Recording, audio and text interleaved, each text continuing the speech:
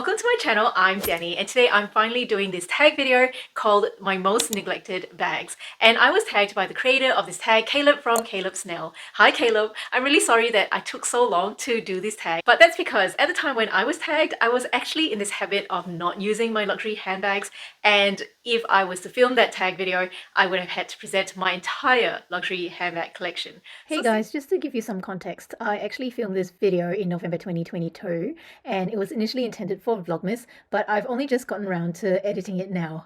Better late than never, right? Okay, I hope you enjoy. So since about then, so around December, I've tried my darnest to use my luxury handbags and kept track of how much I've used them. It has certainly been a very insightful process, and it's helped me realize what I do with my bags and what I prefer, what I do and don't like, and it's also influenced my purchases since then. So thank you, Caleb, for enlightening me. There's definitely a theme going on here. I tend to use the bag less if it's fussy, if it's heavy, if I can't be hands-free with it, if it's very delicate, if it's very expensive. So spoiler alert, my Hermes bags are in here. I also tend to use the bag less if I purchased it new because I'm kind of uncomfortable with putting wear on the bag, and this is probably why on my channel you've seen a lot of pre-loved unboxings. There's probably only one bag in here that I have not used so much because I've used it a lot already and I've more or less grown out of it. And essentially I think it's because I actually have too many luxury handbags for my lifestyle. I'm a busy working mum. My daughter's quite young. She's 4 years old. Her life is all about going to playgrounds, play centers, beaches. So when I'm not working, I'm with my daughter or filming. The bags do get to come out and play a little bit when I'm filming, but for some of these bags, that's all the light of day that they see.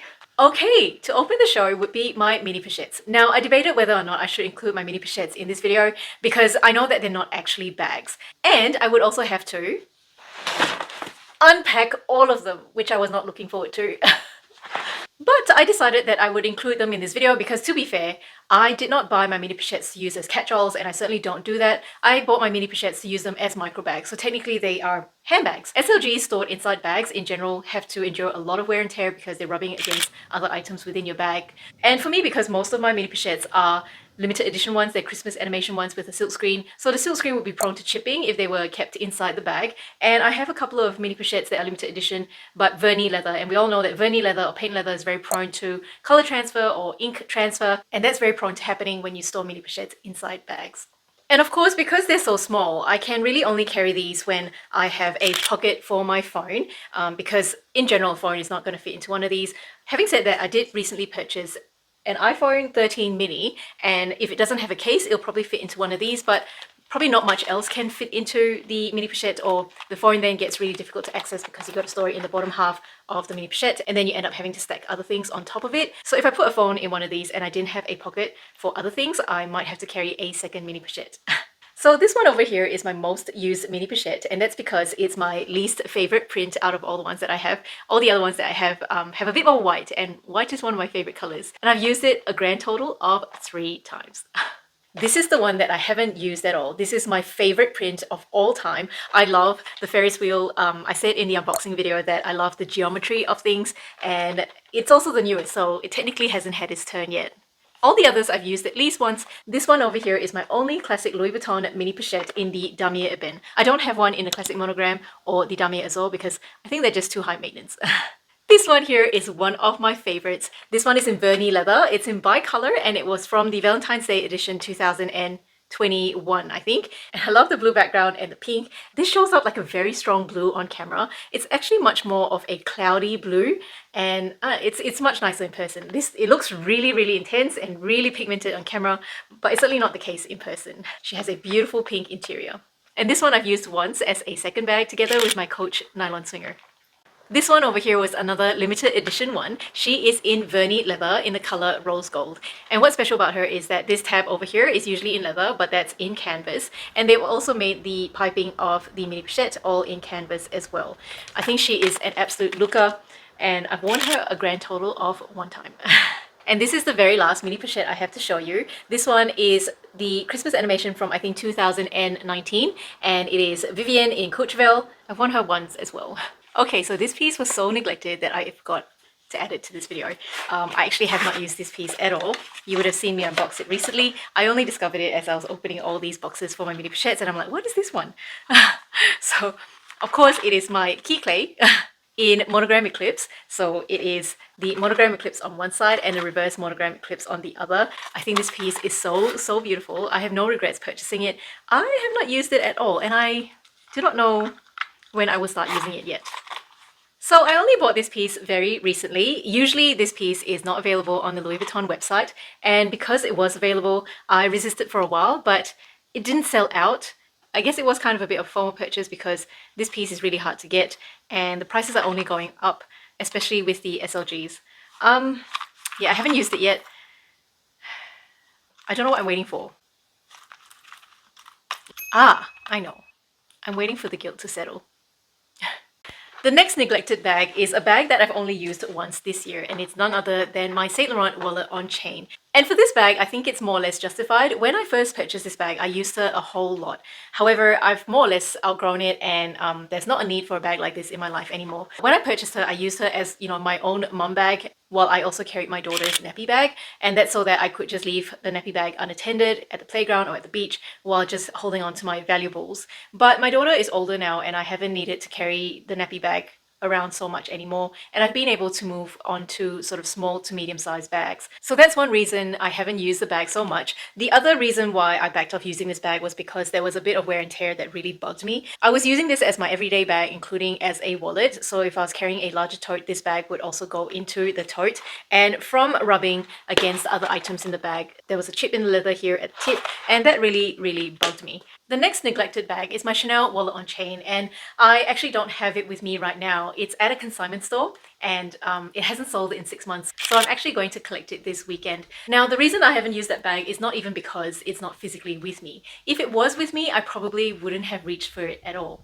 I did purchase the wallet on chain secondhand, and I did mention before in some of my videos that when you buy secondhand items, you can't tell if snap button closures have loosened or not. And my Chanel wallet on chain is about 10 years old, and the previous owner did certainly get quite a lot of use out of it, and that button closure had gotten quite loose. And although it still snaps shut, I tend to stuff it a little bit and it just pops open too easily. And because I purchased my Chanel wallet on chain with the same intention as my Saint Laurent walk, it was really difficult to use the bag because it kept popping open when I was running around in playgrounds with my daughter. I only used it twice before trying to sell it, but since it's not sold, I've got other plans for it now. The next bag on this list is my Saint Laurent medium envelope bag. Oh, this bag is just so stunning. I haven't used this bag in a year. I remember the last time I used it was when I went out for high tea with my friend on my birthday, and that was over a year ago.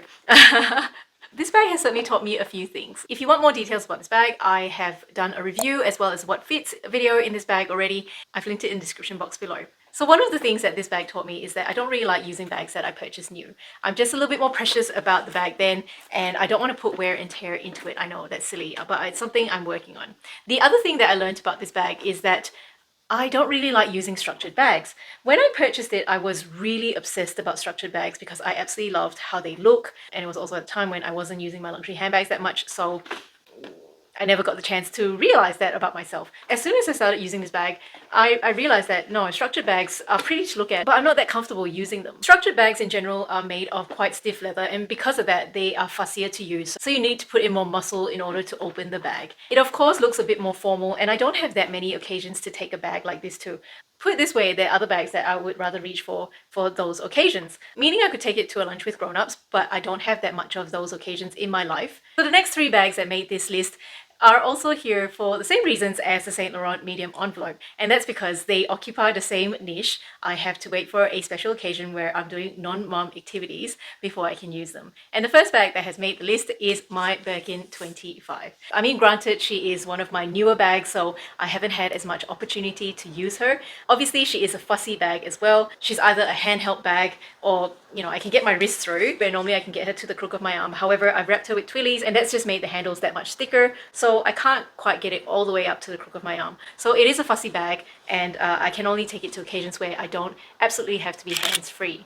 I did also say before that I tend to reach for a bag less if they are a bit expensive, and she is certainly my most expensive bag. Like one of the most expensive things I have purchased ever. So I've used this bag once since I've purchased it, but hopefully she won't stay on this list for too long. I will really try hard to take her out to lunches and dinners. The next neglected bag that I don't take up much because I don't have much occasion to take her to is my Chanel rectangular mini, and this is the vintage one. This one here is in lambskin, and she is beautifully buttery soft and very, very smooth as well. And she is plated with 24 karat gold.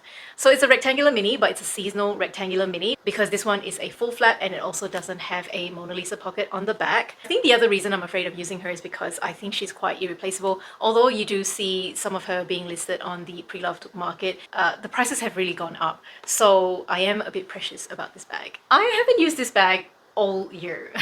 If I haven't already done a review on this bag, I'm certainly planning on doing one at some stage, and that's because I find that they're higher quality than the current bags that Chanel's putting out, and these are available in abundance on the pre-loved market. So certainly subscribe and turn on notifications if that's something you'll be interested in, and also leave me a comment if you're interested. That way I'll try and prioritize that video. The next neglected bag is my Chanel Square Mini. This is another discontinued bag by Chanel. It's in caviar leather because Chanel doesn't do caviar leather for their square minis anymore. And this one comes with ruthenium hardware. The color is called charcoal, and it's obviously very close to black, but it's like a gray, sort of a really dark gray. I love this bag. It is like a unicorn bag. I got it for a really good price as well off eBay. I didn't pay over retail for it. Similarly, I'm a little bit anxious about using her because she is irreplaceable. And other than the fact that she's going to be really hard to replace because she's a discontinued bag and they also sell for exorbitant premiums on the resale market, she also doesn't fit that much. So I can't be taking her out on a day where I need to carry lots of stuff, which is most of the time. This bag I've used once this year. My next neglected bag is my Kelly 32. I absolutely love the color of this bag and I love this bag. So I feel like the only occasion that I will reach for this bag for is for work. I could take it to lunch, but I feel that it is not particularly trendy to carry the really large bags at the moment. So I'm prefacing the smaller bags that I just showed you. Now, in terms of taking this to work, there's only one day of the week that I can take it to work because on that day I work in an office that's just a little bit more secure. I'm in that space and people can only enter in my presence.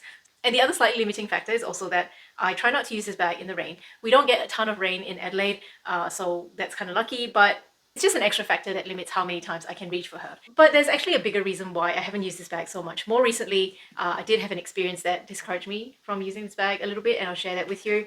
I know we all say that we should be willing to wear our luxury handbags and shouldn't be worried about being judged by our colleagues at work. And although I certainly agree with that, this experience was not with a colleague, it was with a client. So I have shared on my channel before that I have a Birkin 25 dupe. I purchased that deliberately to test out whether I could get along with the Birkin 25 before committing to buying it. And as you can see, I did purchase one. Anyway, to train myself to carry the Birkin, I carried it to work. It was one of my clients that noticed the bag and he said, "Oh, you carry an Hermes Birkin." And of course I was able to say, well, this is not an Hermes Birkin, this is just a dupe. And I just find that situation a little bit awkward when you are charging a person for your service and then they point out that you are carrying a luxury handbag. Yeah, I just find it a little bit awkward. I have clients who ask for discounts anyway. This client later on did make a comment about my fees, and that's despite the fact that I was only carrying a Birkin dupe. So I was glad in that situation that I was carrying a dupe instead of like a real Hermes bag, because that would have been much more awkward. I'm certainly determined to try and use this bag again, but I'm just trying to get over that experience. I will present the next two neglected bags together. And here is my Louis Vuitton Rossmore clutch. This one is my Lady Dior in small, and as you can see, their colorways are practically identical. So I would only use these bags for dinner, and therefore they kind of occupy the same niche. The Louis Vuitton Rossmore clutch I have not used for years. The last time I remember using her was when I took her out for dinner before my daughter was born, and my daughter is almost 5 years old now.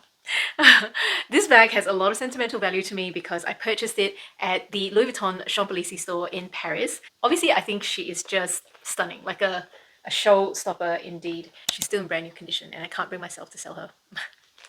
This one here is my Lady Dior in a size small. She is in cherry patent leather and she has champagne gold hardware.